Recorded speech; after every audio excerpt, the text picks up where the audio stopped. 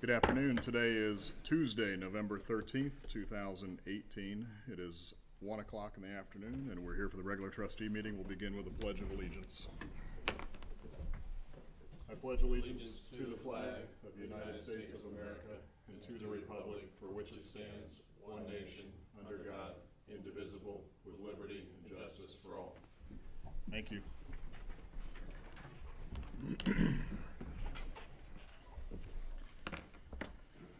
We have an agenda before us. Are there any additions or modifications you'd like to make to the agenda? Yes, Board. Before citizens desiring to speak, I'd like to add pre-scheduled speaker, members of Beavercreek Township Fire Department that was deployed to Hurricane Michael. And we have 3 members here today. Right. Under old business, I'd just like to discuss our investments, our investment advisory recommendations and actions that we've taken since that resolution was made by the trustees, and then also I guess under new business would be our exit interview for our audit. Just if we have a date and a time yet for that. Any other additions or changes? Hearing none, I'll make a motion to approve the agenda as modified. Second. Mr. Roberts? Yes. Mr. Krebs? Yes. Thank you. Motion to approve the general ledger report in the amount of $343,878.21 for the October 24th, 2018 payroll. Second. Mr. Roberts? Yes. Mr. Krebs? Yes. Motion to accept the general ledger report in the amount of $334,723.10 for the November 7th, 2018 payroll. Second. Mr. Roberts? Yes. Mr. Krebs? Yes. Motion to accept the payment listing reports in the amount of $293,945.60 for warrants through November 8th of 2018. Second, with just discussion. I guess, Jan, a question to you on the payment listing reports that you're asking us to approve. Are there any payments made for the audit that is in process right now? No. Okay. And when will that be billed to the township? I'm not really sure. I'm sure after exit interview and final Okay. audit has been pre-funded. Okay. And then to the administrator and legal, is that I know that we have a line item in our budget for accounting and legal fees, and that accounting fees would typically, I'm assuming, would cover this audit. Because the cost of that, will that come back before this board for approval? We have a separate line item for audit. So Correct. Yes, that would, because it would be over, depending on the amount. Okay. If it's over 2,500, it's going to have to come back. Right. And what I'll ask is that if it's billed in incremental billing of amounts less than 2,500, but we know the cumulative will be more than 2,500, if that can please come back before the board for approval. If you can mention that to the fiscal officer. And in part because in the past, we have paid for audits, either to the state or to other parties where there were glaring omissions, at least on the board's perspective. I want to make sure that we had at least voiced those concerns before we used taxpayer dollars to pay for an audit that wasn't comprehensive. So, otherwise, you can call for a. Mr. Roberts? Yes. Mr. Krebs? Yes. Thank you. And we have no minutes to approve, and so at this time, we have approved scheduled speakers. Thank you, Board. I would like to introduce 3 of our members of the Ohio Task Force Fund that was deployed to Hurricane Michael. They do have a presentation here. I'll let them introduce, and our special guest with Nick. So you guys can come up.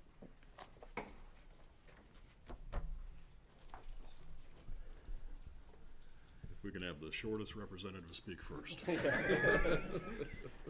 Good afternoon. My name is Nick Fothergill. I've been with the township since March of last year. And I'm Brian Hedrick. I've been here for almost 10 years now. Great. And this This is Sunny. She is a human remains detection dog. She holds 2 certifications, one with FEMA and one with a law enforcement accredited agency called NAPWADA. Excellent. So we received notification for rostering on October 8th and found out that day. It happened quick for us to get out the door. Generally, it's like for Hurricane Florence, and then I went to Hurricane Matthew. I think you did as well. You generally have more time to prepare, and this came out quick. And I found out that I made our 16-man water team. With it being a hurricane, Ohio was requested to send a water team package down there. And we left Kettering, our warehouse, at 6 a.m. on the 9th. So from there, we went to Maxwell Air Force Base in Alabama for staging while the hurricane passed through. And then from there, we were assigned to Florida. So with that, like I said, we had a 16-person water team. Everybody was certified in water. And then on day 5, Nick and 2 other canine handlers came down with their human remain dogs. And they primarily did most of their stuff in Mexico Beach. We were around Panama City and the suburbs around that the majority of the time. So the map on the left is the Panama City area. And Mexico Beach took the brunt of it, of the storm. But Ohio assessed over 3,000 structures within our time being down there, and assisted multiple people. A lot of shelter in place, but the damage was pretty widespread. Some of the more senior members on the team compared it to Katrina, just not as great a distance because of how quick moving it was. It was kind of unique because we went down as a water mission, and there wasn't really any flood water or hurricane water to deal with. It was just complete devastation everywhere. So once we got down there, we actually dropped our boats, and we didn't have them hooked up the whole time we were down there. So once we got assigned to Panama City, we actually slept in our tents that you can see on the right. The first night or two was in the Panama City Mall parking lot next to a Sears, and then we stayed in a parking lot in a community college the rest of the time. So we slept underneath the stars every night, so it was pretty unique. We had good weather. You went to bed sweating, you woke up sweating. It was like 80s, 90s the whole time we were down there. And these are just some pictures of the damage. The middle one is the squad I was assigned with, so there was 4 of us. We all carried GPS units while we were walking around searching whatever neighborhoods we were assigned to. That include residential, commercial, whatever areas they assigned us to mark 1, the structural assessments, and then 2, any if anybody was left behind, if they were sheltering in place, if they needed assistance, or evacuations. And there were trees down everywhere. It was unbelievable the amount of damage. Wires down everywhere. You know, here in the fire service, you know, we're taught not to drive over wires. Down there, you just drove. There was wires everywhere. You're just driving over them no matter what. Trees blocking the ways. Us climbing over trees, under trees to get to houses to check on people. And we were marking them. If our rules of engagement were if we could enter the house, whether through a door or window or if part of the wall was missing, that happened a lot, we could enter to search. Otherwise, if it was locked up tight, we weren't to enter yet. They were going to do secondary searches after. And the picture on the far right is some of the stuff we encountered in Mexico Beach. So just complete devastation everywhere down there. just some more of what we encountered when we were down there. The dogs had 3 tough days, which Nick can talk about real quick. So this was a unique deployment for Ohio and the system because we were special requested by the state of Florida for teams that were in theater if they had certified cadaver dogs to go ahead and send them. A total of 12 FEMA cadaver dogs were deployed, and we were deployed a little bit different to where we reported to the IST, which is the upper management of FEMA in theater. They make all the decisions on who goes where and who does what. So we left Sunday evening of that weekend at 11 o'clock at night, and we drove through the night, and we ended up in Pensacola Monday morning at about 10:30, 11 o'clock. And once we got our orders and checked in and did all that stuff, we went straight to Mexico Beach. It was about 80 miles, took us about 5 hours because of traffic. And we actually met up with Brian's squad, and we went straight to work on Monday evening about 5:30. That evening, we were assigned a search sector, which geographically makes sense because of the roads run perpendicular to the main road that runs along the beach. So we were given from 34th to 36th Street. And our main goal was to eliminate areas that, they could delayer with heavy equipment, so they could do it quick to just get things out of the way and, get them back up and running. So that first evening, we actually had a positive find with another dog, and then Sonny and I came in and confirmed a deceased victim. Tuesday and Wednesday was just more of the same. We cleared a lot of area, and we did it very quickly.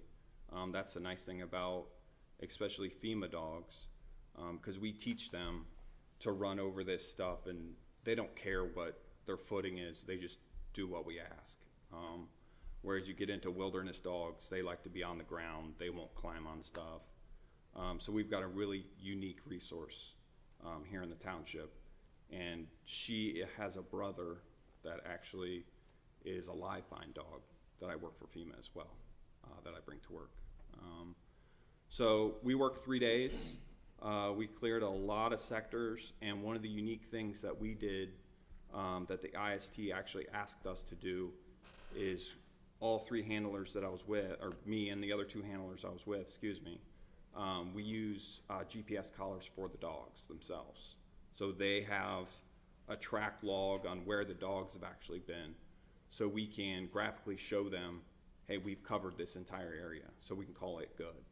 And that's not something that, is supported in terms of FEMA equipment. That's our own personal equipment, and those are pretty expensive. But they specifically asked us when we showed up in Pensacola if we had that equipment and if we were willing to use it. This was a tailor-made dog mission for, to clear this beach rather quickly. We did about 20 miles in 3 days.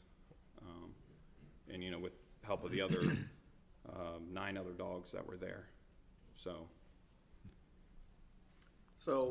while the canines were in Mexico Beach, each day a squad rotated down with them to help assist the handlers, as well as to make sure that they're safe, or if we need to worry about moving around. Plus we had our GPS units with us too. Data is huge on events like this with marking in that. And the stuff that we do out there, we bring back to a smaller scale here. Like when the tornado came through with doing assessments, we've used Nick's dog for some lost person searches that we've had in Beavercreek as well as our region. And I believe Sonny's came out for a check of a house, which came up empty, so that's a plus. Yeah. But we had force protection with us wherever we went. Our guys were part of Immigration Custom Enforcement, and without them, we'd probably still be stuck in traffic now. Like, we were driving the wrong way down the highways. they would block the intersections with us. Otherwise, you were just sitting in traffic. It was wall-to-wall traffic. And it'd be constantly with fire and police and FEMA, just lights and sirens the whole way. Otherwise, you weren't able to get anywhere. So we would drive into neighborhoods. When they were in Mexico Beach, we'd still be doing what we were doing day 1 through 4, and just searching neighborhoods. So we'd park, get out, walk the whole neighborhood. I wish I had a pedometer on me. I was pretty sure it'd be pretty high steps for the day, but climbing through debris, obstacles, all that, we deconned every night because you never know what we were getting into. But I've never seen anything like that in terms of devastation. Hurricane Matthew was a big flood, so you were in water the whole time, and it wasn't like this in terms of the damage to the buildings. It was quite the experience for me. And Gulf Coast State College is where we spent our other nights, and there's some, that's our whole squad, including the canines, and then our force protection was with us as well. And the picture on the right is of That's one a of the, subset of the entire group from Ohio that went, or that's? yeah, Okay, No, Ohio and our force protection guys. okay. That's everybody that was deployed from Ohio for That's this, the because team. it was just a piece of the entire team. Okay. And then this is just some more damage from Mexico Beach. But it totally wiped out Mexico Beach and did a significant amount of damage to Panama City and all the surrounding areas there. On day 3 or 4, we ended up going up to Jackson County, which is on the Florida-Georgia line, northeast of Panama City. And nobody had really been up there yet. I think there was one task force up there. And it was, I believe it was still a Cat 1 or Cat 2 up there. So they had some damage too, but nothing like down in the Panama City area. So we were up there for a day and then came back down to Panama City, met up with the canines. But we appreciate all your guys' support with sponsoring us on this. Absolutely. The support I've received from the trustees, the township, the department, my command staff has been overwhelming. And to kind of tag on to this, I'm actually hosting 4 handlers from the Dutch National Police this week here locally for a seminar to include large scent sources. They're all cadaver dog handlers. And the township has been wonderful allowing me to do that here locally. I've built some really great relationships with business owners using their properties and things like that. And it shows that, I have the support. And so it's just wonderful. So I'd like to thank you for that. Absolutely. So there's a lot of tangible and intangible benefits to the township and really Greene County in general for having, number 1, your participation on the task force, and number 2, having the resource of Sonny and your training and professionalism. So, Alex, if you can just quickly highlight how this is really cost neutral to the township, so residents that might ask the question, how does this impact from a cost standpoint or from a staffing level standpoint when we have folks deploy? Sure. First of all, you can't put a dollar amount on the training that everybody receives as a local resource. So right now, today, if we had a call that we needed immediate need, these gentlemen plus Storm and Sunny would be a local resource for us. In regards to a FEMA deployment, if it is a national disaster and a FEMA team is deployed, we are reimbursed by FEMA and the federal government for the lost time for our employees as they're gone, and any time to cover the employees while they're gone. We get that reimbursed. A lot of paperwork that goes along with it, because not only do we locally here track their time, in this case down in Florida, but we also track the time calling somebody in to cover them. Great, thank you. Just one practical question. So when you're climbing over this debris, and obviously you're going through commercial and residential properties that may or may not have asbestos and other contaminants involved, I know as humans, we have respirators. Do we have respirators for dogs? No, if it's So an do we- environment where we're worried about respiratory protection, Mhm. we will think long and hard about actually putting a dog in there. What's the cost benefit? Now, since she is a cadaver dog, and I hate to be frank, but it's the best way to do it. Right, relies They're gonna upon be dead scent. tomorrow. Yeah. They're gonna be dead a week from now. Now, for a live victim search, that's a different story. Right. So we'll take more risks with our live find dogs versus our cadaver dogs. Mhm. But no, we just weigh the risks versus the benefits. Okay. You know, I had to decon her every day. Sure. She was black from the chest down because she got into some of that water. And she was covered in oil and whatever else was Sure. in the water. You know, everything. The amount of destruction is hard to describe. You picture a neighborhood, there's 50, 60 houses in that neighborhood, push them all into a pile. Right. Now do that for 20 miles. So everything that's in a neighborhood and businesses, everything is all just in a big giant pile that is just a big mess. So, you know, my heart goes out to those folks, because it's gonna be years before they're recovered. Very good. Any comments or questions? No, thank you for all you do, and you definitely have our support. Very good. Thank you. This afternoon, or after the meeting, Nick will be with training at W&W, correct? Correct. We'll be back at W&W with the Dutch. We're over in Kettering right now using a facility over Okay. there. But we'll be back at W&W this afternoon, Okay. running Outside, a couple inside? scenarios. In the backyard, in the Yeah, in the you're lot? more than welcome Okay. to Interesting. come check it out if you'd like it. It's cold, so dress warm. Have insulation. Have you ever had an opportunity where you've had to take both your dogs? We did a missing person search in Clark County this summer, and the gentleman had been missing for 3 days. He was an elderly gentleman with some health issues.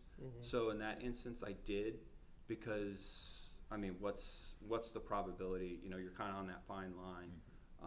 But I'll just work one dog at a time. Thank you. Good job, Yep. thank you. Thank you. Good job. Thank you, Thank you, Sonny. guys. I'll see you later. Okay, at this time, any citizens desiring to speak, if you'd like to step up and just give us your name, if you can spell your last name for us and your address. Okay. My name is Greg Gorniak, and it's Gorniak, and I live at 2101 Forest Bend Drive in Xenia, the Woodridge Estates, or Woodridge Development. Okay, I'm not sure exactly how much detail you want me to go into, but I think I think you're- yeah. the board were familiar with Yeah, the. if you remember. When the developer was here for his approval, you had expressed some concerns. Exactly. With regards to the joining lot and representations or misrepresentations, whichever they were. Which Right. ultimately we determined was a civil matter between you and the developer Right. and who you bought the lot from. But then as a result of that meeting, there was a discussion and an agreement with regards to some screening or landscaping that the township would ask of the developer, and we also did discuss our limitations with as far as enforcement of certain things, as far as Right. size or quantity or color or species, things Sure. like that. okay. We typically ask you to try to summarize your thoughts in as close to 3 minutes as possible. Okay. Just so we Yeah. can keep things moving, but if you want to give us kind of the 35,000 foot level, I know you have an aviation background. Yeah, and there I then do. drop down to 20,000 Yeah, pretty quickly, okay, and we'll yeah. go from there. Okay. Okay? Yeah, basically, you know, I felt pretty good after that meeting we had. Thought there'd be some resolution to it, and that was like almost a year and a half ago, definitely over a year ago when we had that. I you know, kind of, you know, had some patience, worked with Ed Hamrine. I don't know, is he somewhere around? He's in the back there. You know, and he assured me that I'd be satisfied with what they would do, that I'd be in on some of the planning of it, and, you know, he would work with me, and that he had some bond money that I guess he could put some pressure on the developer, you know, that he'd withhold that until everything was done. And I contacted him, you know, over that year and a half period, you know, several times, and the closer to while I moved into the house, basically in May, June timeframe, You know, there was still some road work being done on, the final grade hadn't been done to the drainage there, so, you know, again, I didn't see anything happening until that was done. So the end of summer, August timeframe, I believe, is about the time when they did the final grade. And I contacted Ed a couple of times. Sometimes I actually got to speak to him. Sometimes he was out of the office, or he was on vacation or ill. I think he had some days he was sick for some periods of time like that. There's something going along in the office there. Sounded like a couple of staff was down. You know, so anyways, it wasn't a continuous, okay, hey, what about today? But he said he would come out, talk to me about it, you know, see what happened. And still there hadn't been any buffering done other than the final grade. And I guess it was near the end of August, first part, maybe in September timeframe, they came out, did some hydro seeding. And I expressed my concern to them that, you know, on messages at least too, that, you know, if they're hydro seeding, are they gonna, you know, run over that hydro seed and put plants in there? And so I, you know, wanted to make sure something was being done. Again, he assured me, yes, that they had a plan, something, you know, he had come out there, we'd talk it over. Never did hook up with him out there at the house where we stood there on the property, and he showed me a plan. And then I guess it was, he said, wait until sometime about middle October, you know, the first October, middle October, because that's, I guess, an ideal time to plant a tree. So, you know, it's a little bit more of a delay, and they finally did bring out a dozen trees out there. And they, you know, I guess to whatever code or whatever, you know, that's basically the best shot of the trees and the way the buffering was, you know, and they're 5 foot, 6 foot, depending on where you actually measure it to and where the branches are. The lowers, there's probably about a foot, foot and a half. It's just a couple of spindly branches sticking out. But anyways, you know, that's another good view of what it looks like along the side of the house. But the thing is, I've got, I don't know, it's like 275 to 300 foot of property line along that road. And at the most, they put in a quarter of the property line was shielded, or maybe a third at the most, something like that. So there's a good couple hundred feet that I have some shots of. And I'm just not happy with it. You know, they planted the trees basically shielding my garage, which the backyard I had a big concern about. There was a patio area where we spend a lot of time at night out there. We barbecue, friends come over, and I mean, I got a shot of the road. And, you know, in the front part of the house, I wanted some buffering in there because I have, you know, the garage area, I wanted to have that where people just can't drive by and maybe get a view of something in there, a little bit of screening on that. And like with this view of the trees, the larger trees to the rear are ones that I'd put in there when I did my landscaping. I put 6 very large trees in there, kind of probably put them too close together for, you know. Which ones are you speaking that you put in? If you look Sorry, in that picture, the evergreens? yeah, they're the evergreens, and they're probably, Okay. there's 6 of them back there, but you can only probably see 3 the way they're staggered. Okay. But the shortest trees are the developer put in, but the larger, taller trees in the back, which are probably 8 or more feet tall, those are the ones that I, you know, my own expense I put in. Okay. And the trees that you put in are on your property? That's on your my side of the property line, yeah. Okay. And, you know, and this is another view kind of looking from my patio area where, you know, the trees they put in are quite a bit shorter, and, you know, and it doesn't extend down. My property line goes beyond that stand of trees to the left there. So, you know, I expected to have more trees all the way down to the yeah, right in that area in there, back to the property line. And I have couple other shots, you know, from the yard looking out there to show how bare it is. But again, these are kind of the best angles of what they put in. So, again, I don't know if you want to advance or if Can you go back to the picture, Yeah. picture there? Yeah, now that picture, you know, you can see where their trees were, or are, you know, again, some of those in the background are mine, but, you know, from basically my garage area up out to Forest Bend, there's no extra shrubbery, or not shrubbery, but any kind of screening put in. And you can kind of see too, there was a property line that I put my sod up to, and I thought they were gonna go ahead and do some clearing of some of the trash that was in there, and I ended up at my own expense taking down some dead trees, so I didn't want them falling on my truck and stuff, waiting for somebody to come out there. But there's an area where they didn't do the hydro seed. It kind of tapers down and goes, you know, it's basically the property line at the front on Forest Bend. They hydro seeded up, but as you go back towards the back, it seems like there's a wedge that, you know, might have need taken care of. But let's see, I don't know if there's another view there, maybe a little bit further, maybe the other way. There we go. Shoot again. But that's looking from the road on Hickory Knoll, looking into my back. Those are your trees? And those are my trees, right, you know, the trees that they put in for buffering is further to the left in that picture, which you can't Right. see. Yeah, further up Yeah. towards the front of the But garage. again, you know, there's no screening from my backyard, no privacy, and again, it's, you know, that's my patio area. I mean, it's, you know, people drive by or they can see, you know, look into the windows at night, you know, if we're in our kitchen area or something like that, so, Okay. you know, and that's the front part of the yard where there's absolutely no trees. Those are, you know, the original trees that, Right. were put, you know, that, were on the lot there, so again, you know, there's no screening from the road there. Okay. And we get quite a bit of traffic, even with no houses. I mean, we got 2 or 3 houses that are out there now under construction, no one living in that back section.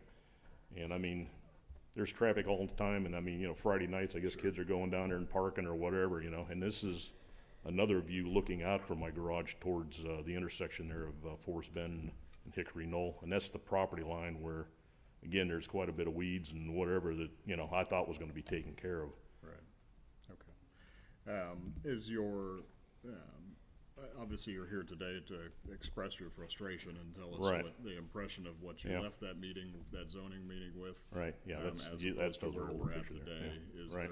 is there something that you're asking, what are you asking the Well, township to do? well, what I'm asking is, you know, to put more trees in. I mean, I've only got maybe, like I said, 25%, a third of that property line, you know, taken care of. And again, you know, when I was talking to, Mr. Amrine, you know, he said that I'd be able to see a plan before they did it. And that was one of the things, when they brought the trees out that they put in, they dropped them along the side of the road, and then they drew some circles on the ground. And I talked to the guy that was the landscaper who was gonna put them in, and he says, well, here's the plan, you know. And it's like, well, and I didn't, you know, I asked him to change it, or I asked him to stop, and, you know, until we got it finalized. And I says, you don't have enough trees out here. And he says, well, this is the plan I got, and this is all I can do.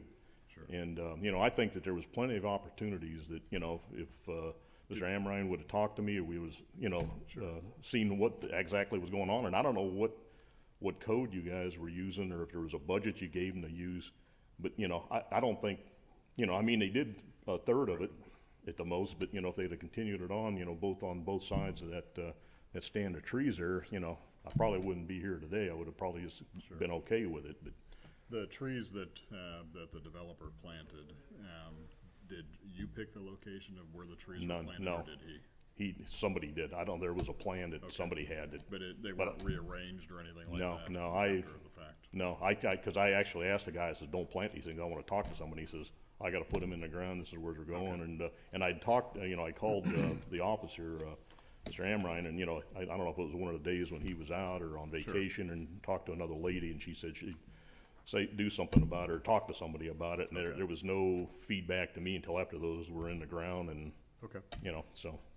all right. So I think there was plenty of opportunity to, you know, to make this right. And I really don't think this is the intent of what you ask them to do, as far as, I mean, yeah, that one, if you just take that one section, you know, I guess I could live with that, the size of their trees or whatever, but I need it, you know, for the whole length of the property, and especially in the backyard. Right, okay. Yeah, I appreciate your comments. Okay, If yeah. you can just give us a moment to chat. sure, yeah, There's not always, in this venue, we afford folks the opportunity to speak to the board. Right. And express, you know, concerns, frustrations, or Mm-hmm. kudos. sure, There's not always a response Yeah. directly from this. So, Right. in this case, I guess I'll just ask, Alex, I don't know if you want to speak, or have Mr. Amrine come up and speak, but ultimately,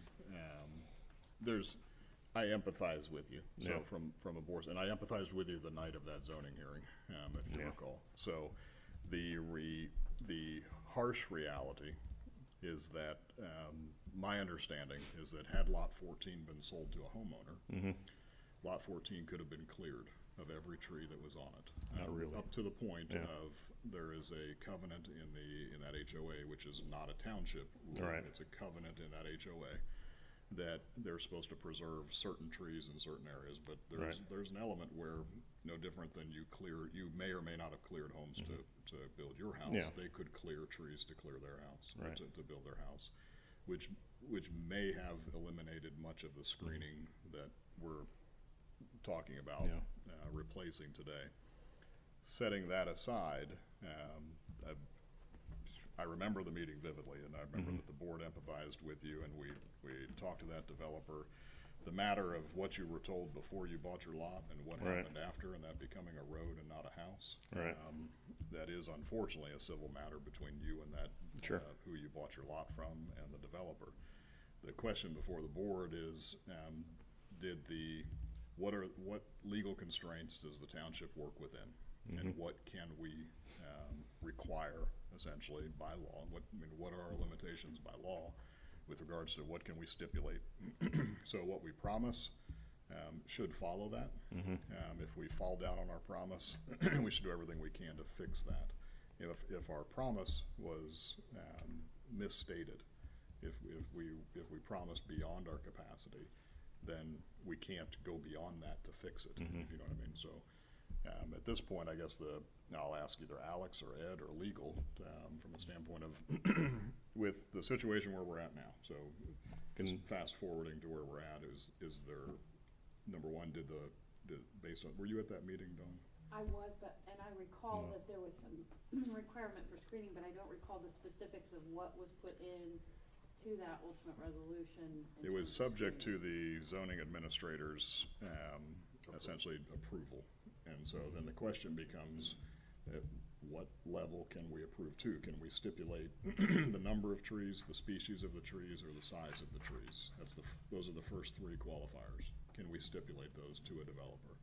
Well, I mean, we have within our code, we have certain species and sizes that we refer to as buffering that would probably pretty much be the limitation of what we could do even in this case. Part of what I think the benefit in this case was is he was in agreement to do some of it. So, as I recall, so there's only so much that we can do. Right. Well, the Yeah, first no. question is, what can we stipulate? Then the next question is, what level of agreement, did we receive from the developer, and what can we do to enforce that agreement? So it's kind of a three-pronged question. Number one, what can we stipulate? What did he agree to? And what can we enforce? We can only enforce what's on the plan, so, if. And so we're on the same page, which plan are we talking about on the Plan P? in front of you. Okay. So we can only stipulate that, or say that's what they're gonna have to put in. Now, is our understanding from the township or from the contractor, that they moved the 12 trees to accommodate the homeowner's wishes. So we do have an email. And that's why I asked if you Yeah, had no, I mean, there was. gave direction on that. Yeah, cause I asked him, I said, let's move them down, towards the back of the lot, do something, if that's all the trees I'm getting. But number one, who approved the plan and who came up with the plan? Because that plan wasn't sufficient, and I was supposed to have some input in that, which I had zero. And then the other thing, when you talk about the covenants, as far as, okay, if somebody built a house there, they could clear every tree out of there. Well, that's not the way the covenants read. They can do it if they're building a house. Correct. Or diseased trees, and then there's certain things, if they take trees down, they gotta put trees back. And they gotta be a certain size and caliber and all that. And if you look into the covenants also, it says that if you own a lot on, it says multiple lots, that you cannot put a paved surface on there for road traffic, vehicular traffic. Right. And, when this zoning thing happened, I mean, they put that road in while that was an interior lot, as before anything was ever approved by the zoning commission. And The I mean, I pavement think wasn't there's. down, but they cut the road Yeah, they through cut as the soon as road they through. had it under contract. Yeah, Well, so- yeah. As a property owner, you can cut down your own trees. So But if I- we bought lot 14. There's a definition when I say that they could clear it. Yeah. Ultimately, and this is what many folks that are involved in HOAs realize sometimes after the fact and painfully, Yeah. is that what the HOA stipulates is not necessarily what the Ohio Supreme Court will stipulate. Yeah, right. And when I say that lot could be cleared by that homeowner, it could be cleared by that homeowner. And they could take it all the way to the Supreme Court and they would win. Yeah. It doesn't matter what that HOA says. And we don't have the authority to enforce any Yeah. covenants. That's the sad reality. Yeah. I live in an HOA too. So Yeah, right, trust me, yeah. when someone says I can't fly a certain flag, I say, sorry, I'm gonna Right. fly my American flag as high as I want. Yeah, sure, yeah. But But I'm just trying to say, okay, it's So- like with the plan that was implemented, where did that come from? Okay, 'Cause, and that's a again, valid I question. never Was had this- any input into that at all. Yeah, so Yeah. the history of this plan. the is- difficult part is what is adequate screening and whether the township had the authority to require that as a condition. and hold the bond. I don't think that we can hold the bond for screening. The bond is for road-related issues that, which like much later in the meeting, that we're accepting the roadway. It is now the roadway and the right-of-way is now the township's and the township's responsibility. So the plan, I'll let Mr. Amrine speak to the plan. The only thing we can do is enforce what they submitted. Okay, so that would mean going back out, digging the trees up, and putting them according to the plan. So as far as the submittal of the plan, would this plan have been gone through an approval? That's the first question. It would have been approved by the zoning administrator. Okay, so the developer would have developed this landscaping plan, submitted it to the township for approval. The Township zoning administrator. Zoning administration, correct. The zoning administration would approve the plan or ask them to modify it. And then the developer would, then essentially, if they only put in 9 trees and they had 12 on their plan, we could go back and say, you have to put in 3 more trees. Correct. Okay. If 6 of these 12 trees they put in die, we cannot force the developer to replace those 6 trees. Is that correct? I don't think so. I mean, it's a I'm slippery involved in area. Yeah, I mean, Centerville's attempting to do that you in can something ask right now. strongly and, Yeah. but, yeah, I mean, that's gonna probably be a legal fight if you Right. do. Okay, and so this mounding area though, is this part of the township's right of way, or is this part of the common area? That is the HOA's responsibility. So it's HOA's common area, okay. I'm trying to help you, Yeah. but I haven't got there yet. It is not township property. Okay, So we cannot. So was this plan approved? Yes. Okay, so this plan was developed and approved. You were under the impression that you would be party to the design of it. Exactly, 'cause I mean, But Mr. you're- Amrine, he said that, I says, what's the plan? How do I get, input on it? He says, because of the bond money, the 2 of us, we get together and I would be satisfied when it was done, Okay, and he said that up until about a week ago, and then finally about a week ago when I says, where's the plan? What's going on? He says, this is it. This is all we can do, okay. and address you at this meeting. Okay, here's what I'm gonna ask, so that we can continue with the rest of our business, Sure. is that, I've been upfront and honest with you No, since yeah. the day I met you. Sure. And I'll continue to do that. Good. I'll ask that you give us some time, Okay. that, we can have the administrator speak to our zoning folks, Mhm. and possibly speak to the developer one last time, and determine, number one, I'd like to just get a chronological history of when things were approved and before. The answer may be there's nothing we can do, Yeah. and we're sorry. But the answer may be there may be something we can do, and before I say there's nothing, Sure, I'd yeah. like to exhaust that. Yeah, well, I appreciate that, I'm a curious beast, so. yeah. Okay. If Yeah. you can afford us that time, I'd appreciate Yeah, it. okay. If you don't hear back from us, with an answer that you like, or that you Mhm. don't like, or whatever it is, but you're welcome to always come to another meeting, Right. come to our next meeting. But I'll commit to, from a township perspective, that I will reach back out to you. Okay, With at least what my interpretation is, what we can or cannot Sure. do. okay. Okay, is Yeah, that fair? no, I appreciate that, All right. I it's a- appreciate it, thank you. okay, yeah. You're welcome to stay for the rest, it's usually Okay. pretty painful. Yeah, well, I'm out of pain, but if I can get my memory Oh, stick, yeah. I'll be gone. Thanks for coming Yeah, in. thank you, yep.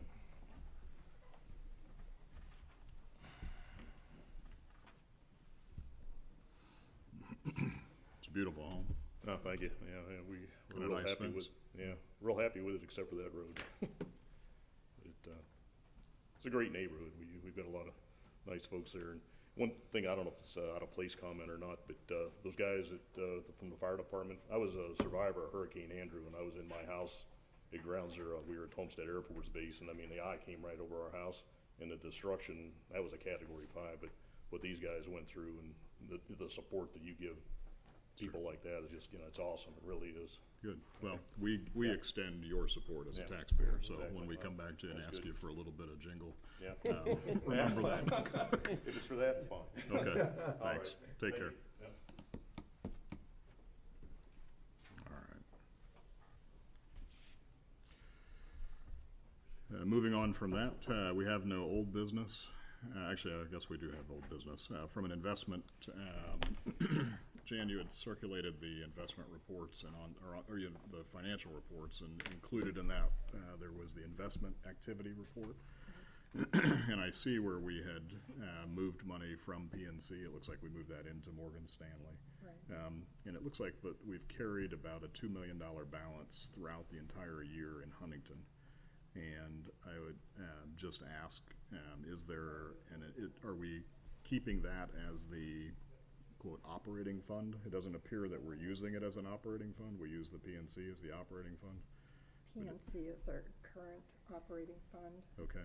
but we have reached out to Huntington for their input in the possibility of moving to Huntington. Okay. for our So, but as operating. far as the 2 million balance that we've maintained there, and if you look at the interest that we've earned on that, we could put that in short term, even like an 11-month ladder or a 3, 6, 9, 12-month ladder at Morgan Stanley. And even if we took a portion of that, and we could increase the earnings for the township, I would just ask that we look at that. Okay. And we revisit on a quarterly basis with Morgan Stanley, kind of householding more funds under that short-term ladder. So, otherwise, I appreciate the reports and the detail. Thank you. The, under new business, we had requested, Alex and I had a conference call with the auditors. I know the auditors have had multiple meetings and interactions with the fiscal office. They seemed unclear that we wanted an exit interview, and we requested one officially, and did he respond back with a date that was? No, the options I gave him were the next 2 meetings, so Okay. the 26th and the first meeting in December. Okay. I believe is the 10th. Right.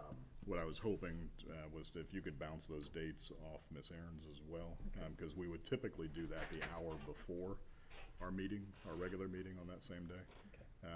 But if for some reason she's unable to attend an hour before, as she's done in the past, then we mentioned to the auditors we could simply meet after the meeting, stop the meeting at 4 o'clock or 3:30 or whatever was required. So, in order to ensure that Ms. Aaron's was there. So, but, so we have not heard back from them, but we hope to hear back maybe today. I would hope sometime this week. He said he would let us know Yeah. very quickly, so. Okay. Administrator. Thank you, Board. First item would be the schedule of the budget meeting. Obviously, we're down 2 elected officials today, but I was shooting for the 3rd or the 14th of December. 14th of December, I will not be available. I'll be out of 14th town. December. I thought it was the 17th. I'm sorry, I apologize. It is too. But the 14th, I'm definitely Okay. out of state. Okay. So December 3rd, if, 3rd, 4th, 5th, I'm available. So any of those days. I will check with Ms. Wallace on those days, Mr. Roberts. 3rd, I'll be coming back from North Carolina. I would prefer the 4th and 5th. Just one day, we're hoping. Yeah, for. we got it do done one the day. last 2 years Okay. in one day, so I'm just. So if we do the 4th and we have the 5th as a backup to roll over if we needed to. Sure, and then Yeah, Jan, if you can check there's with. a developer's breakfast the 5th, so. Yeah, oh, that was the 5th, yeah. Well, So how's the 5th sound?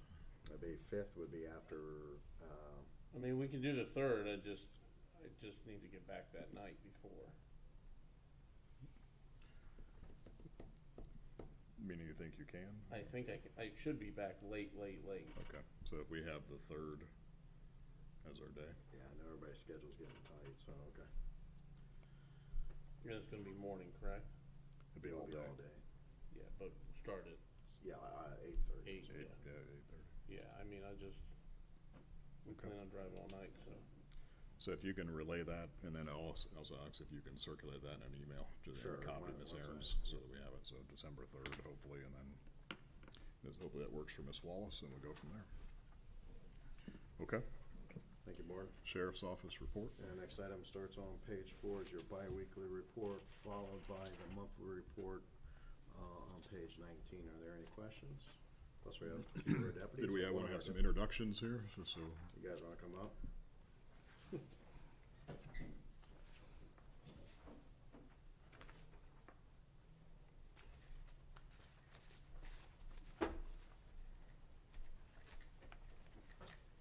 Hello, Sergeant Brad Ballin here. I'm one of the day shift supervisors. I'm not assigned to the township. Deputy Jeff Thomas, I am the day shift township deputy. great, good to have you. Thank you. We appreciate what you do for the township. I want to emphasize that everything, comments that I've heard back from neighbors, from residents, from business owners, is that in being a past business owner in the township, in the unincorporated portion, phenomenal job that you do. As far as community interactions, one of your deputies, I firsthand witnessed their interactions with kids on Halloween, and with the neighbors all came to the center of a cul-de-sac, and he was the most popular individual in the center of that cul-de-sac, parents and kids alike. So that was a great interaction. And then what you do as far as the extra patrols and the house checks, that's appreciated. And so the word that I get back is that the township is very happy with their relationship with the sheriff's office, and that they have absolutely no interest in changing that relationship going forward. So, Thank you. On behalf of the sheriff, we'd Good. like to maintain that relationship. good. So, otherwise, did you have any questions on the bi-weekly No, I did report? not. I will say that I love the social blast that comes out from the sheriff's office on everything. The Nixle alerts. On top of every single one.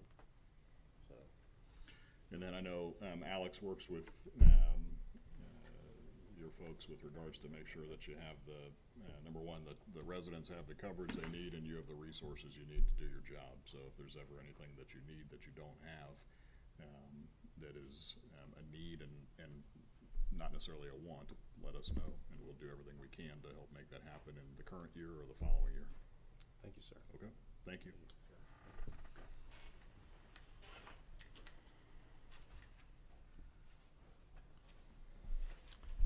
Moving Board, on. next item is on page 31 is Human Resource Biweekly Report. Are there any questions? I had none. Looks like you've been busy, so. And as far as wellness, we had our dates, and was our participation above, below last year, comparable to? I've lost my page again. I asked for an updated report before the meeting and it didn't arrive. I do think the participation for the first 3 days was higher than last year, but there were several people that were off duty for vacation or illness. So Okay. I still plan to hold a follow-up day. I just don't have that scheduled yet. Okay. Yep. Good. Some of the sentiments from last year, as far as those that elected to not participate, did we win any of those folks over with regards to dispelling some of the urban myth or legend?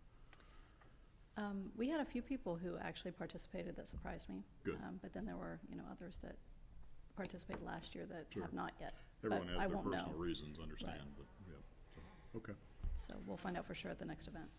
all right, thank you. You're welcome. Anything else for HR? no, and the ones that have participated have done the other steps. Yep, they're instructed to. Many of them just completed the online portion right after their health check. But I will have a comprehensive list from Hannah, and she's supposed to outline all three so that I know who has done what before gift cards are given. Sherry? Good, So, all right, thank you. you're welcome. Zoning. Thank you, Board. Next item is on page 33 is the biweekly report. Are there any questions?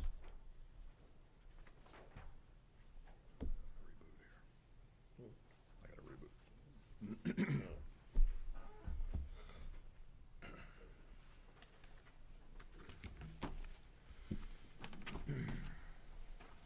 As far as new single-family permits, do you think we've gotten what we're gonna get for the year, or we still have some No, we're within, stragglers coming in? we're within 2 of where we were on this day last year. I Okay. don't think there's any reason not to expect us to pretty much equal the numbers within 5 of where we what we did last year, Okay. one way or the other. Last year, we finished with 140. So, Do you have any measure from the, when you come, and I'm not asking you to do additional work, so this is purely either a That's gut okay. feel or if you have any indication from the auditor's office, but if we issued 142 single-family dwelling permits last year and we say we hit close to that again this year, that, from a building permit, standpoint, do you have any indication of, are we building more expensive homes, less expensive homes, year over year? So as far as what that, I'm confident the county has they keep a tabulation from a building permit standpoint. The building department and the county only track, valuation in regards to construction costs, so. Correct. That includes everything, so, what the formula the auditors put together is a kind of an average, which we can adjust at any time depending on what they are seeing. I'm just curious if from the building department, if we have if there is any indication of whether we're building more $200,000 or more $400,000 homes than last year. I don't have such an indication for this current year. We have received reports in the past, and they have been the basis for the assumptions embedded in my report. The assumption that the average total property value of new homes being built in the B03 tax district is about $350,000. Now that's, so that it's not just, that figure is not just Mr. Zaharieff and I scanning from north to south in the township and developing an average on our own. We're also using the county figures of construction costs and rising construction costs in the township as the basis for that. And the spreadsheet I used from the auditor to create these revenue projections does allow us to alter that assumed value. So should we get a different kind of report this year than in the past, I don't know when to expect that report. After the end of the year. It's out, yes, it's a year-end report, so it'll probably come in the first quarter of next year. And if any adjustments are necessary to the assumptions we're making for this report, then we'll make those at that time. Okay. And I did have a question, actually from two residents of the unincorporated portion. They were referencing essentially developments along Trebein and along New Germany Trebein, and just historic developments there, but new developments coming on Trebein, and also developments up at towards the Narrows. So the question was, during the PUD process, does the township have the authority to stipulate, and I don't know the zoning term you would use, but to where an entire street doesn't all look the same? So, for example, across the street and side by side would be a different elevation look. So, do we have that? Do we even have I believe that. I know that may be a developer's best practice Right. for saleability. What they were referring to is that their opinion that the township was beginning to take on a very Right. static look from a. I believe that townships have a little bit of statutory authority to talk about appearance if their code is constructed in a certain way. Our code is not, and as given the zoning resolution that's in place right now, we haven't given ourselves the authority to regulate appearance items. Does the township have the authority to have an architectural review board? Or is that outside of that? I know cities do, but I didn't know if It's townships. not an architectural review board, but we can have a, in the district like, What, an A&P district, architectural preservation? yeah, I mean, we can, there's a, something we don't have, I'm just trying to find. I mean, we just put together the Property maintenance. property maintenance, but there's another one that we can do that goes more towards the appearance and architectural, I apologize, it escapes me what it's called. Sure. A code that we can pass. We have some limited ability to dictate some of that stuff, but there Okay. is another option out there. Okay. And it was just a question of if and when, if we had that authority, and when might the township at least consider evolving to that next level of having some input, or helping direct, the look and nature, and personality of some of the developments to keep them from all looking the same. I personally don't think they all look the same. I think they have distinctive looks, Right. but, it's interesting to hear what other individuals have to say, and when they drive down, a north-south corridor, and they think. Exactly. I remember the presentation from the folks at MI Homes talking specifically about Right. altering the facades of the homes. Right. And And I think I within their sat own in- company yeah. policies, I think they, I sat through that one where they talked about across the street and Right. side by side would not be the same elevation or colors. So- right. What we need to be careful of is that we don't cross a fuzzy line into attempting to regulate value. Right. We cannot insist on minimum property values or minimum construction or home values for risk of being in violation of the 14th Amendment, which includes equal housing protection, equal fair housing laws. Well, I think you begin to cross that if you begin to stipulate building materials, minimum square footage, side entry garages, things like that. But just, Exactly. change in elevation or, just the Exactly. personality of it to make sure that it Right. doesn't look homogeneous across That the could whole become township. a text amendment. Just something to consider. Comment was made to me and I didn't know the answer, so I'm It asking. is an architectural review board that we do have statutory authority. Okay, so, just for future discussions and to keep, somewhere in the middle mind, not top of mind. Right. Middle Earth. Yeah, and if we did pass something, it would only be the new developments. Oh, and, but- correct. All the other PUDs are. And the comment was, as we're running out of Yeah. ag land to develop along the north, south, east, west corridors, it would be nice to see something a little more, less homogeneous. So, Right, well, and we've had conversations in the last 2 weeks with two different developers about two different properties along Trayvine Road, so the market typically helps decide that, so, absolutely. okay. Anything else, zoning wise that you had questions on, or? Who are we gonna? You can ask that.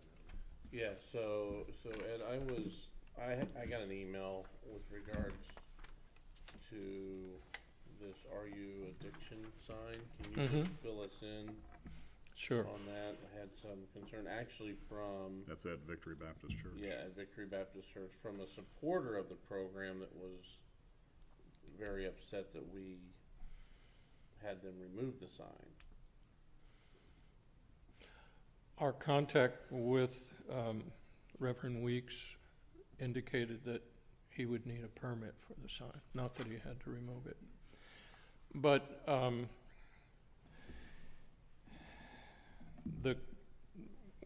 what we are doing in the zoning office is, in a case like this, is enforcement. But a little background is worth noting here. The church just received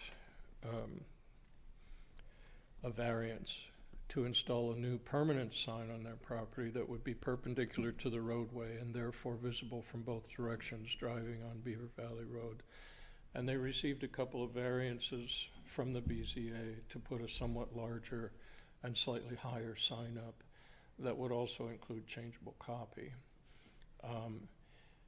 The property is zoned A1, so as an agricultural property, what our code says is that they can have up to 50% of an approved sign area in changeable copy. So they're in the design process with that. They've hired a contractor, a designer and contractor, and we expect to see that sign installed relatively soon. Our code also allows for a single temporary sign. It says on wheels, but I'm not sure I would, Looks like they have one of those over there. that they can have one. Right, they do have one that they put out, on occasion, usually on the weekends. And Right. they put it, obviously in the picture you can see, they put it behind their permanent sign. I will point out that the sign you see in regards to the addiction program, there were footers or it's in the ground. Right. So. Yeah, it's not a real estate temporary sign. So- But it's since then, it has been removed, and there's trenching going on, which I would assume is for their. Is for their new permanent for their new sign. sign that BZA approved. The addiction program sign, by the way, is leaning against the front wall of the church, so therefore still visible as a sign from the roadway. And are we in a gray area of enforcement there? I don't know. Did they take it down? Well, in the mind of a zoning administrator, they moved it. They Sure. didn't take it down. Look, we're not making any judgment about the efficacy or desirability of hosting such a program. Had anyone approached us about putting up a sign, we'd have issued a permit under certain circumstances. We would have articulated what the limitations are in terms of size and height of the sign. Our code says you can have a temporary sign for up to 30 days in any 30 consecutive days in any one calendar year. All of that, none of that conversation happened because we were simply never approached about this sign. Sure. And didn't know about it until we received a complaint. Having received a complaint, we are required to investigate, and we found that given that there was no permit, the sign was in violation of the zoning code. So that's when we made the phone call. So was there a complaint from the church that we sent them a notice, or was there a complaint from a resident that they saw the sign? There was actually a complaint from a representative Of the RU program. of the RU program that was sent to Okay. Representative Perales. Okay, And then Representative Perales forwarded that on to me, and I forwarded it on to Alex yesterday for us to discuss today, sure. to get background information and you know, an understanding of what's going on too, and how that came down, because initially to me it seemed purely a zoning enforcement matter that we would do day in and day out.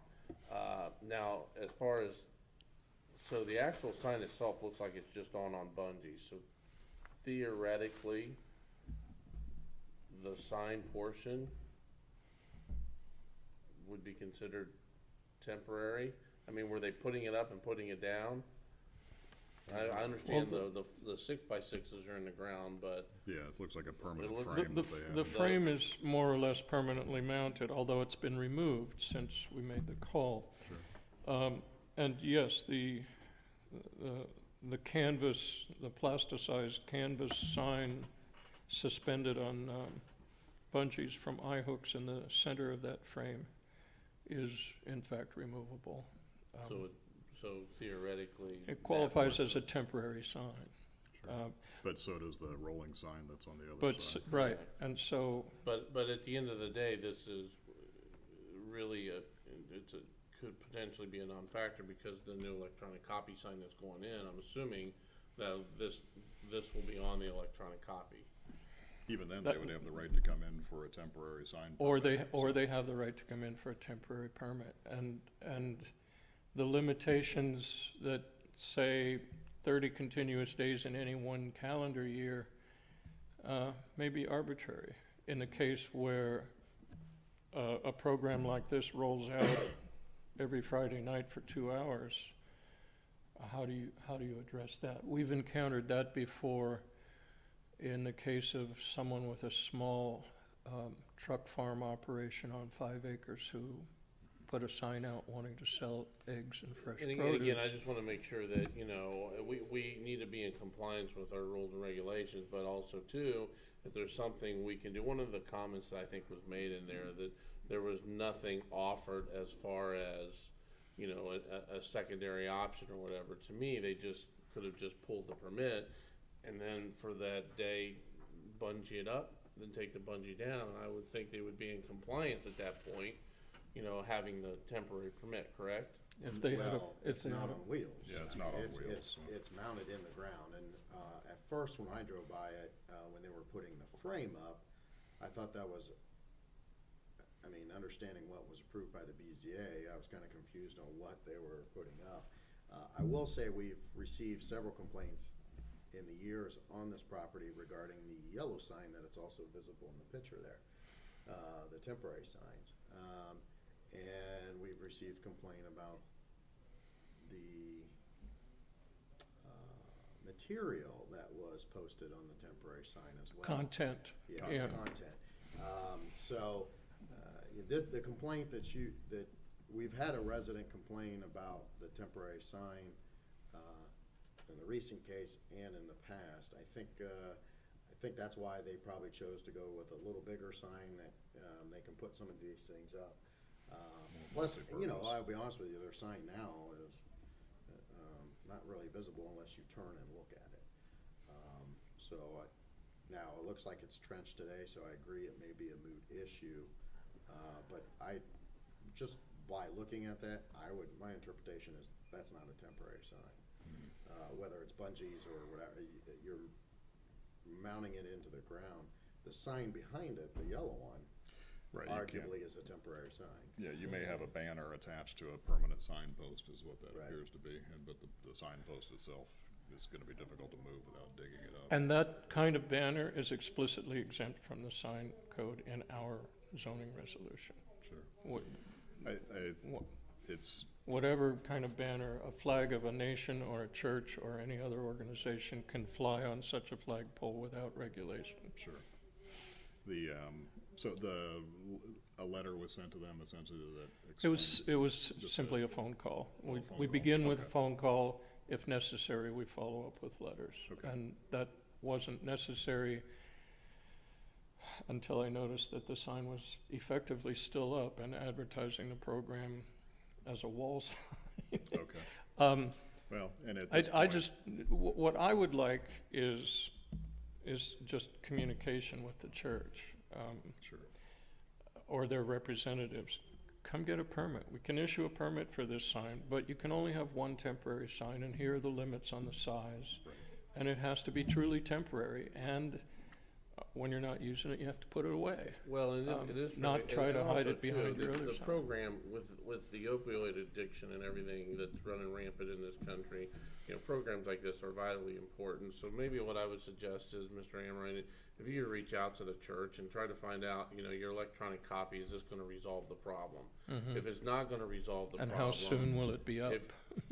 Correct, and if it's not gonna resolve the problem, maybe educate them on what the temporary sign would work and say, Right. we need to go through this process.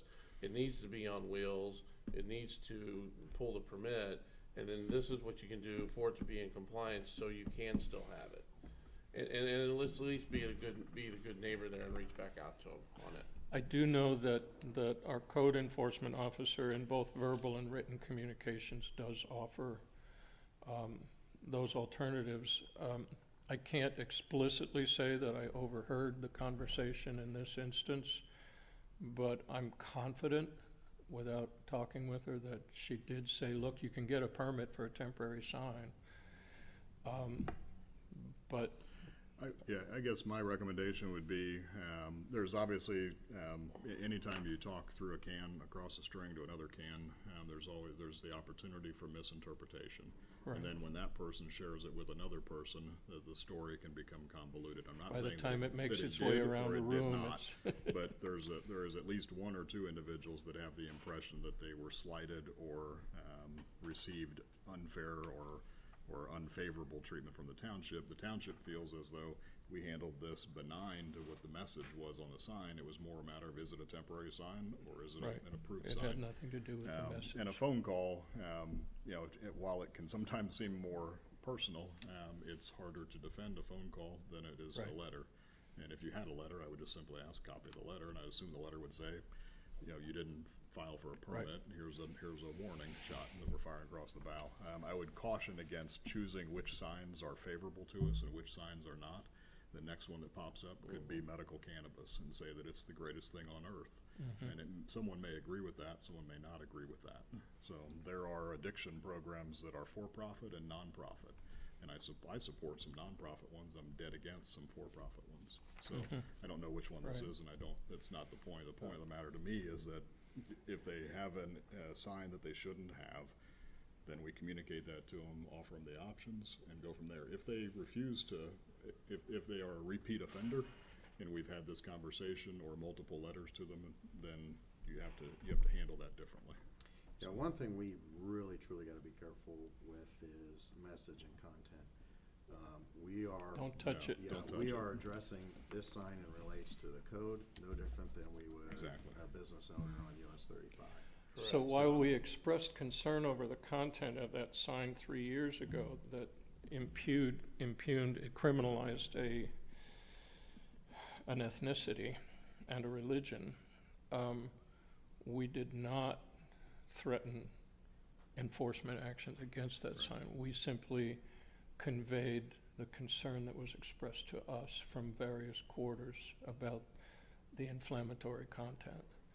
And at the time, we also explained what a temporary sign is. Yeah, and I think that's my point is, Yeah. is just circling back and out of common courtesy, have the education on what is a valid temporary sign and what steps you need to do in order to have a valid temporary sign. Right. And one of the things that you may want to do also is because, our contact was with Pastor King, that obviously, as Mr. Kretz's point, passed down the can line, that was then passed down to Ms. Hill and her husband. So we want to make sure that we have. Yeah, Well, but our yeah, obligation's to the property owner, not That's, the. once again, we yeah. gotta be real careful of that. We cannot get into occupancy as opposed to property owner. So for example, across the street, we had issues with a tenant, but the communication was not with the tenant. The communication was with the property owner, cause they are responsible for the tenants. So what we have to do is really be careful. I mean, if they're offering, or That's much why like we do. I would do it in here, writing, and you can share a Yeah. letter, and then there's no And then opportunity you can for. share the letter, and there's Right. no way to mess that up. Right. Landlords have more clout than zoning officers do. Yeah, well, and there's nothing, if it's in writing, it exists. So Right. if it's not in writing, Good And again, point. at the end of the day, Thank you. this is, I think, all gonna be a moot point with the electronic copy. potentially. Let's hope so. Okay. Anything else zoning wise? I have nothing. Thank you, Ed. Thanks for bringing that, Mr. Robbins. Thank you. IT, Thank you, Board. First item for IT is a purchase request for the replacement of our firewall. This was due to be replaced next year. However, with the modifications of Phase 1, our website, we did lose remote access for the employees to log into certain programs and software needs. So we would like to move forward with that this year. To go ahead and get it ordered. It may not be configured enough, but we're trying to get it as opposed to a first quarter purchase next year. Budget justifications on page 38. We do have enough money in the line items to make this purchase. Okay. And if there are no questions, all up to two you. motions on page 39. I'll make a motion to approve purchase request 09661 to M&J Technologies for a Sonic Wall NSA 2650 network security device in the amount of $4,081.80, and to authorize the township administrator to sign for the board. second, Mr. Roberts? Yes. Mr. Krebs? yes. Make an additional motion to approve purchase request 09662 to Back to Business IT for network security installation and configuration services in an amount not to exceed $8,606, and to authorize the township administrator to sign for the board. Second, Mr. Roberts? Yes. Mr. Krebs? yes. Just to point out, that's a max up to amount, so it will take a lot to configure, but we put an up to amount in there. Okay. Okay. Thank you, Board. Next item would be the biweekly report. Are there any questions? I had I none. had none. Thank you. We are seeing a little bit of a downtick, that's in regards to tickets, with Phase 1 being complete. I didn't know if you were ready to call it a trend yet or not. Well, no, and it's hard to compare to last year because we had certain implementations where, for example, when we put Office 365 in place, there was a lot of tickets that month, when people were having trouble logging in and so on. So it's hard to compare, at least to last year, but talking with Back to Business, we're seeing a downward of tickets in regards to network and software-related issues. I did notice our patch compliance was the highest it's been. Yes. Do they do any periodic, whether it's once a year or once a quarter, user group feedback requests as far as improvements that could be made to the system as far as the various users, or is that interaction strictly with you? That interaction is actually on a weekly phone call, conference call on Fridays. Okay. So when we start hearing trends or concerns from staff, we relay that on Fridays and work with them. Okay. Sometimes those I'm conference talking calls more are as far as enhancements, I guess, to the system or improvements. Well, that that's could be made. through the 5-year kind of budget process that we work with them. What are some options next year? I mean, obviously we have phase 2 next year that will be in the budget, but there are other options in phase 2 that we can look at as well. Okay. But even like the user interface and things like Yeah. that as far as what they do, so, okay. All right. Okay, roads. Thank you, board. It's that time of year to hire a seasonal employee for the winter. We did have some snow last night, but it didn't stick. I use 4-letter word, salt. I'll totally agree. Alright, that being said, off on following resolution for approval, it's a resolution to hire Gregory Smith as a seasonal road worker. Whereas the Board of Trustees, Beavercreek Township, Greene County, State of Ohio, move to approve the hiring of Gregory Smith as a seasonal worker to work on an as-needed basis not to exceed 1,500 hours in the calendar year in the Beavercreek Township Road Department, pending the successful completion of Beavercreek Township pre-employment process. Now therefore be it resolved, the Board of Trustees, Beavercreek Township, Greene County, Ohio, favorably passed the above resolution, and further be it resolved that all formal actions of Beavercreek Township Board of Trustees concerning and relating to the adoption of this resolution are being adopted at a duly called and authorized open meeting of the Board of Trustees of Beavercreek Township on the date set forth above, such meeting being duly called pursuant to and in compliance with all legal requirements, including section 121.22 of the Ohio Revised Code. Second. Mr. Roberts? Yes. Mr. Crooks? Yes. Thank you, board. Next item is a resolution to surplus some equipment. Mr. Parks is here to answer any questions.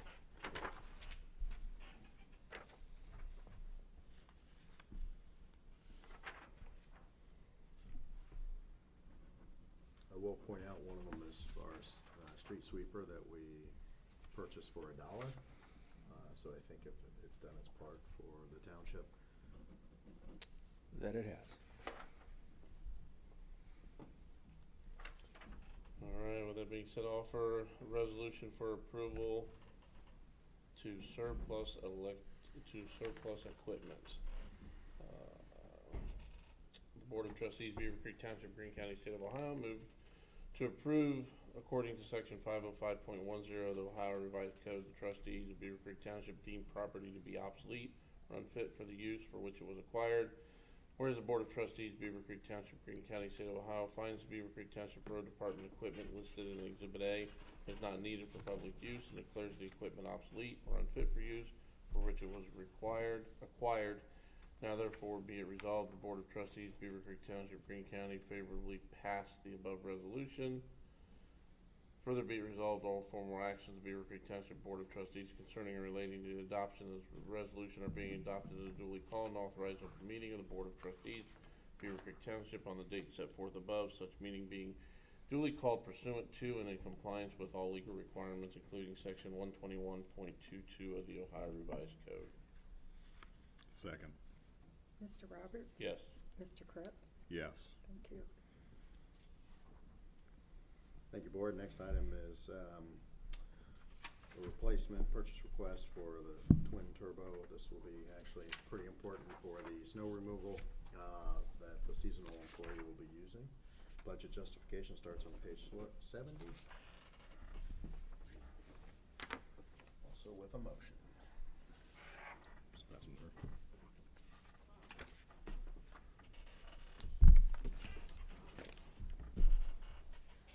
And what page is the motion on, Mr. Deary? Bottom of page 70. I know it's not highlighted, I apologize. 3.10. Gotcha. Make a motion to approve purchase request 9690 to XTP Diesel and Off-Road for the repair 1-ton dump truck for the road department in the amount of $5,800 and to authorize the township administrator to sign for the board. Second with discussion. There were, how many quotes did we get total? Actually, we have 3. Okay, We requested 5, but 2 do not do that kind of work. okay. So we had 3, one of which was an employee. And then Which we this is the- disqualified. This is the lower, and, okay. And no reflection on the employee whatsoever. I think the intent is to avoid putting that employee and/or the township in a position where there's ever an awkward position. Oh, yes. So- He understands completely. Okay, I think, and it's as much to protect the employee. Or a from anything. liability position, too. So, So we have a motion and a second? go ahead. Mr. Roberts? Yes. Mr. Kretz? Yes. Thank you. Thank you, board. Next item is on page 71 is the annual road report. I do have a document here to sign. And we will need to take this to the engineer's office today. That's the mileage. Either this afternoon or tomorrow morning early. I've already gotten the email from them. Does this include Woodridge 3? It does not. Okay. We're doing a final walkthrough there tomorrow morning at 9, if anybody would like to join us. I'll wait a day.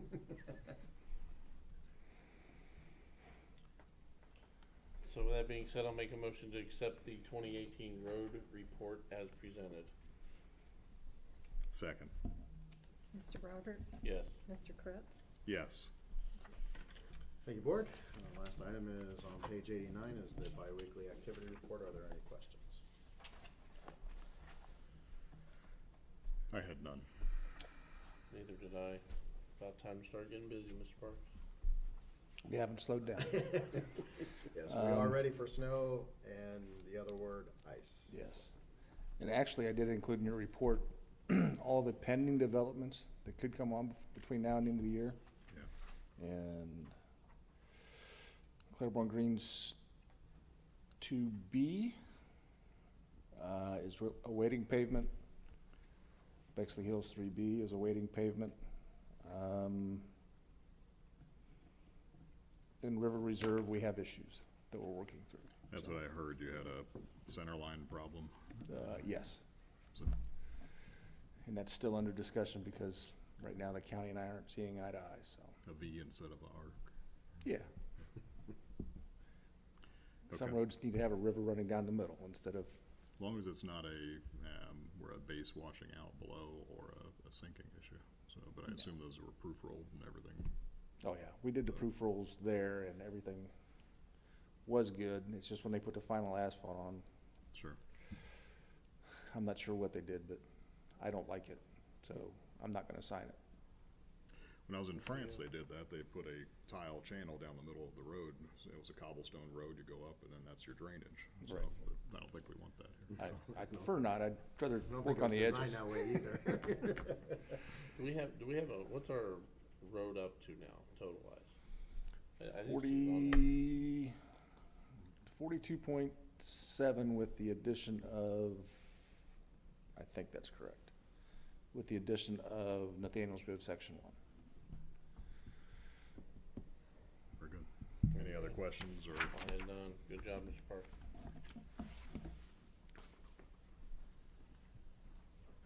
Fire. He's standing back there with a smile, ready to run up. We're in trouble.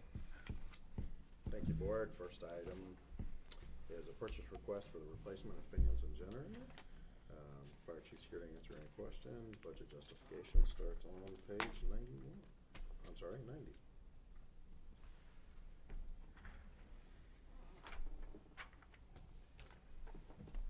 I had none, Mr. Parks. Fire will. Make a motion to approve purchase request 09512 to Finley Fire Equipment for 2 bat fans and 2 generators in the amount of $8,834 and to authorize the township administrator to sign for the board. Second. Mr. Roberts? Yes. Mr. Kretz? Yes. Thank you.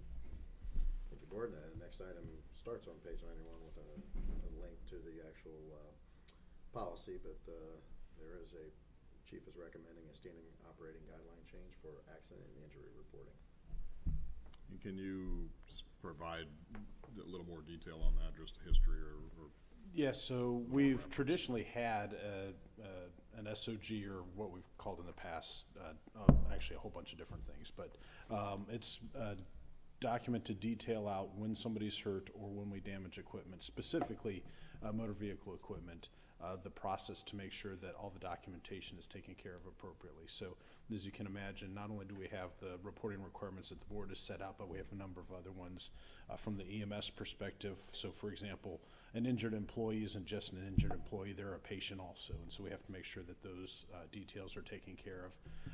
We have national fire reporting requirements and things like that when somebody's injured.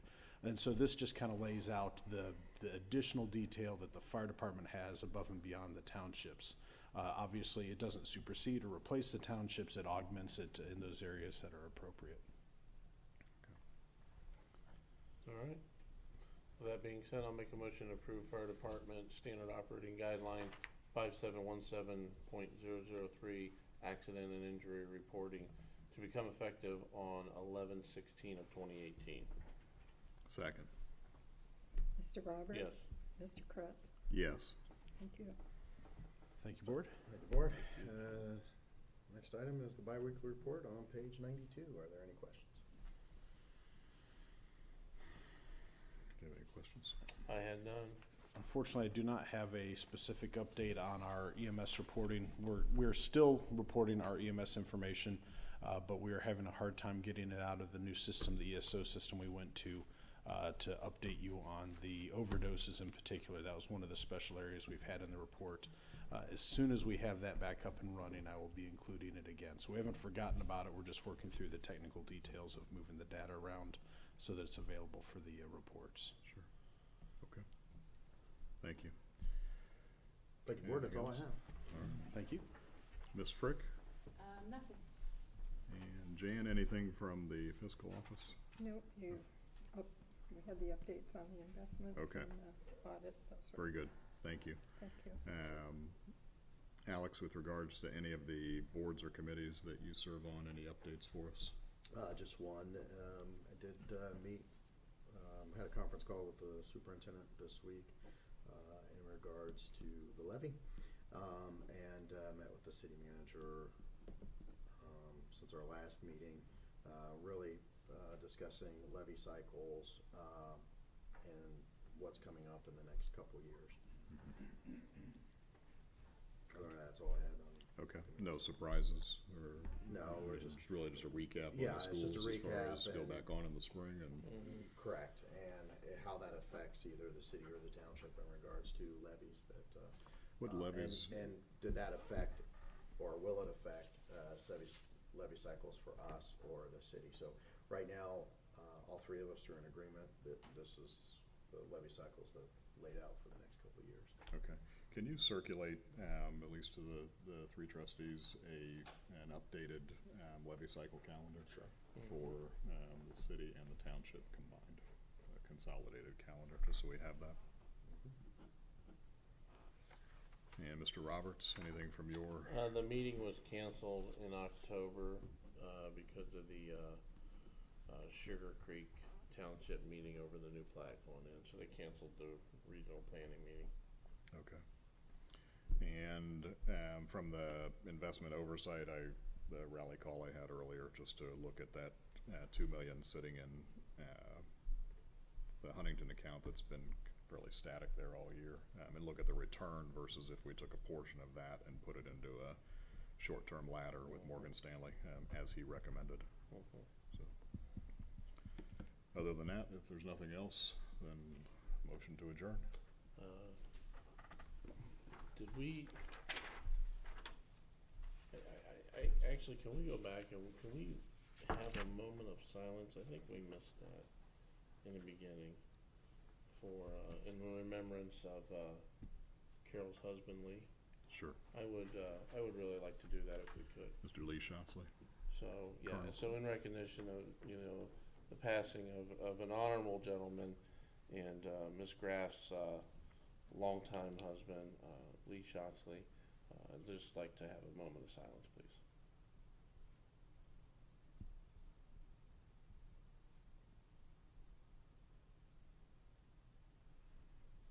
Thank you all for that. Anything else to come before the board?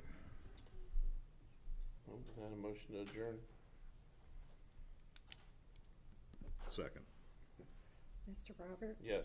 Mr. Krebs? Yes. Thank you. Thank you. Thank you all.